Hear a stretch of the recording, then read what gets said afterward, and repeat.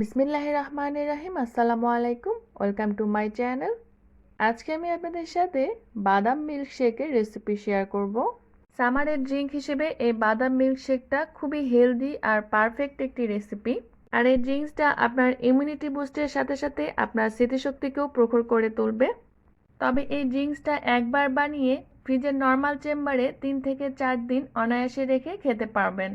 আর আশা করছি আজকের রেসিপিটি আপনাদের কাছে ভালো লাগবে। তবে চলুন চলে যাই মূল রেসিপিতে। যেহেতু বাদাম মিল্কশেক তৈরি করব তাই অবশ্যই আমাদের বাদাম লাগবে।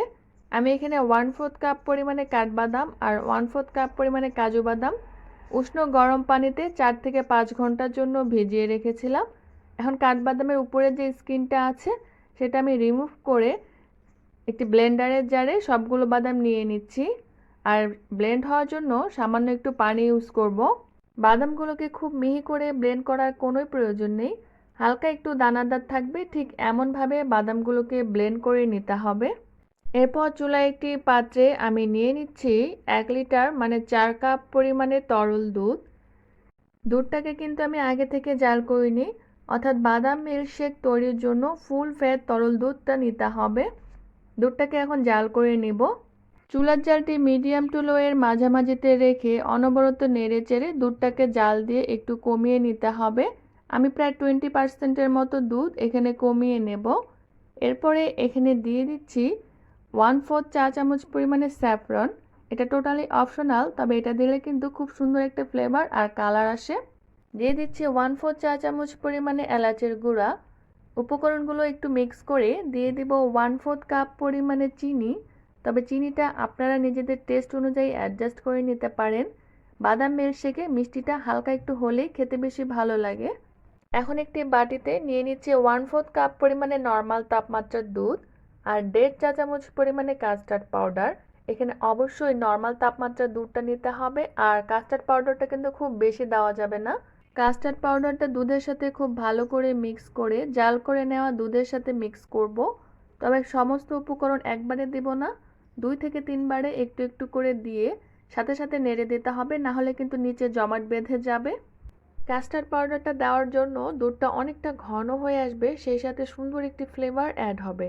তবে খুব বেশি পরিমাণে কাস্টার্ড পাউডার দেওয়া যাবে না, না হলে দুধটা কিন্তু অতিরিক্ত ঘন হয়ে যাবে। দুধটা আরও একটু কিছুক্ষণ 2 মিনিটের মতো জাল করে নিয়ে আমি যে বাদামটা ব্লেন্ড করে রেখেছিলাম সেটা দিয়ে দিচ্ছি। বাদামটা দিয়ে দুধের সাথে খুব ভালোভাবে নেড়েচেড়ে মিক্স করে দিচ্ছি। আমি আবারও বলছি, বাদামগুলোকে আমি খুব মিহি করে ব্লেন্ড করিনি, হালকা একটু দানা রেখে তারপরে ব্লেন্ড করে নিয়েছি। চুলার জালটি শুরু থেকেই মিডিয়াম টু লো এর মাঝামাঝিতে রেখেছি। এভাবে আরও কিছুক্ষণ অনবরত নেড়েচেড়ে জাল করে নিতে হবে। এতে করে বাদামটা দুধের সাথে খুব ভালো মতো একটি ফ্লেভার ছড়াবে। আরও প্রায় 3 থেকে 4 মিনিট জাল করার পরে দুধটা অনেকটা ঘন হয়ে আসবে আর চামচের গায়ে বেশ খানিকটা কোটিংয়ের তৈরি হবে। আর এই পর্যায়ে আমি নামিয়ে ফেলবো, কারণ দুধটা কিন্তু ঠান্ডা হলে আরও অনেকটা ঘন হয়ে আসবে। ঠিক এই পর্যায়ে আমি দুধটাকে নামিয়ে একটি সার্ভিং বলে নিয়ে নিচ্ছি। বাদাম মিল্কশেক কিন্তু খুব বেশি ঘন আবার খুব বেশি পাতলাও হয় না, তাই সেই ঘনত্ব বুঝেই এটাকে কুক করে নিতে হবে। এখন পাত্রে নিয়ে আমি একটি চামচের সাহায্যে হালকা একটু নেড়ে চেড়ে ঠান্ডা করে নেব, যাতে করে উপরে কোনো রকমের সরের জমাট না বাঁধে। যদি সর জমাট বেঁধে যায় তাহলে কিন্তু মিল্কশেকটা অনেকটা পাতলা হয়ে যায়।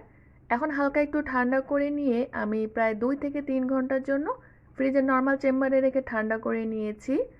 আর ঠান্ডা হওয়ার পরে দেখতেই পাচ্ছেন এটা আরও অনেকটা ঘন হয়ে এসেছে আর এর কনসিস্টেন্সিটা একেবারেই পারফেক্ট আছে।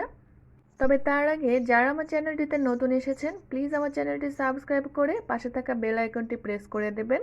এতে করে আমার নতুন যে কোনো ভিডিও সবার আগে আপনার কাছে চলে যাবে। মিল্কশেকটা এখন আমি সার্ভ করে নিচ্ছি। আপনারা নিজেদের পছন্দ মতো যে কোনো পাত্রে মিল্কশেকটা সার্ভ করে নিতে পারবেন। এর উপর দিক থেকে কিছু কাজু বাদাম আর কিছু পেস্তা বাদাম কুচি দিয়ে দিচ্ছি দেখা সৌন্দর্যের জন্য। তৈরি হয়ে গেল দারুণ মজার বাদাম মিল্কশেক।